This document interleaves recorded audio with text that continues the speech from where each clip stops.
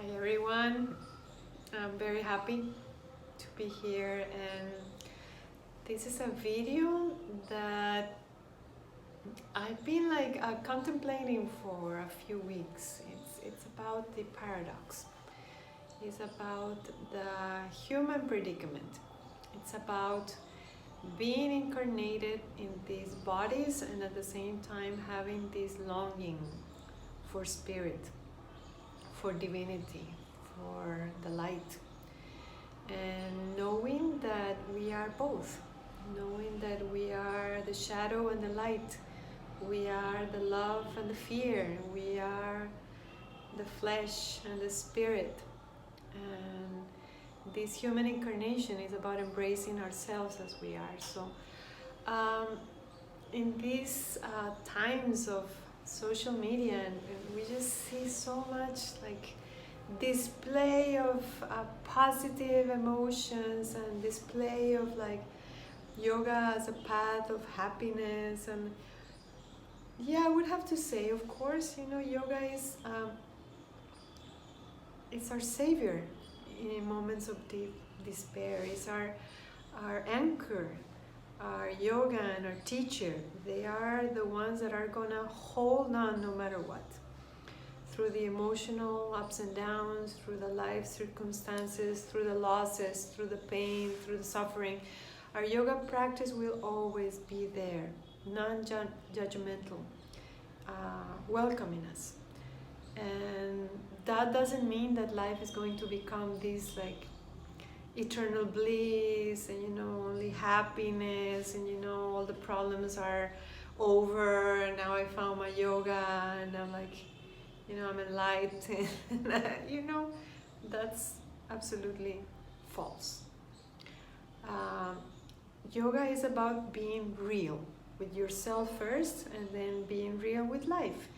And life itself is it's a karmic wheel. So we come to this lifetime to understand our past deeds and to create our future deeds. So how we act and think and feel in this moment is going to impact our future. Oh my God, that's so empowering. That's so empowering, because even if today we may feel down, or we may feel fatigue, or we may feel despair or loneliness, things are going to change. And the yoga is about understanding ourselves and controlling our minds and knowing when we are going in this spiral of negative emotions and doing something about it. That's what practice is about. That's why we Ashtangis, we practice every day, because every day things happen that go against the grain, that either hurt us or bring us into this state of what is this about? What am I here? What is this lifetime? What's the purpose of this all? Why am I just so stressed about so many things that I cannot control? What am I doing here? and this brings a lot of emotions and feelings that are not necessarily joy and bliss and connection and union. Yeah, that's there, and when we start practicing, we meet beautiful people and we can have this type of new connections to another human being that we never anticipated before we were practicing. Our channels are open, our chakras are open, we are feeling so great inside of ourselves that that's what we give and what we receive. But this cannot hide the fact that we have all this shadow that we need to acknowledge and recognize in a practice. And this is going to bring tremendous fear, because it's easier to live our lives on top of our rug and just try to look somewhere else, and this is not my stuff, and this is the root of big misconception in yoga, that yoga will make us happy no matter what. Yoga will make us serene in front of whatever is there, and actually we don't control anything in this lifetime. And once we come to yoga, we understand that just having the practice itself is our biggest blessing.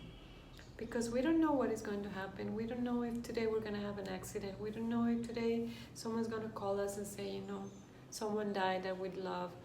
We don't know what's going to happen.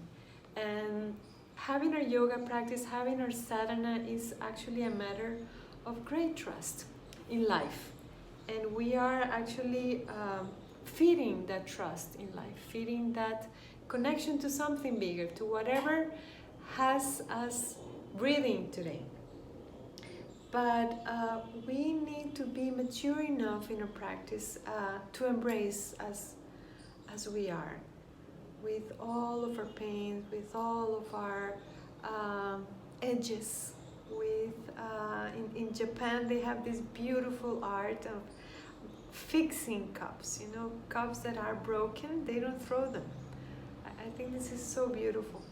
They put them back together and they just fill them up with gold. So this art of knowing that we are this cup, we have been broken and we have been shattered, and yet we are so worthy that gold is used to fix us. Oh my God, it's like prana in our practice is that gold that God or love or whatever brought us here. Is his or her way of telling us, I love you, I'm here with you, I want to heal you. Don't worry, more pain will come, and yet this life is worth living.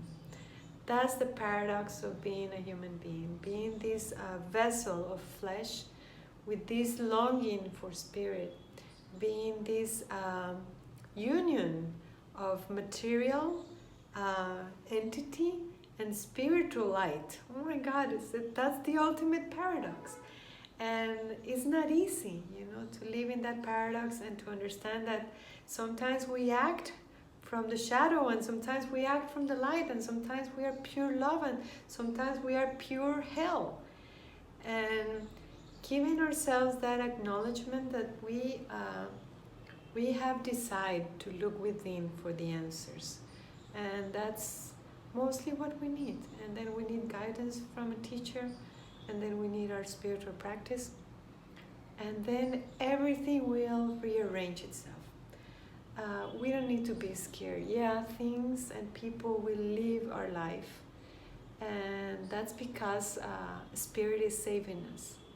It's saving our energy, it's saving our intentions. Because Spirit is listening to everything that we think and we feel. Yeah, we may go to the temple and say, oh, please, please. That's not really important. What we feel daily, what we think daily, I know Spirit is listening. And Spirit can also read. Try to write down in a journal what you feel and everything, and you will feel there's containment.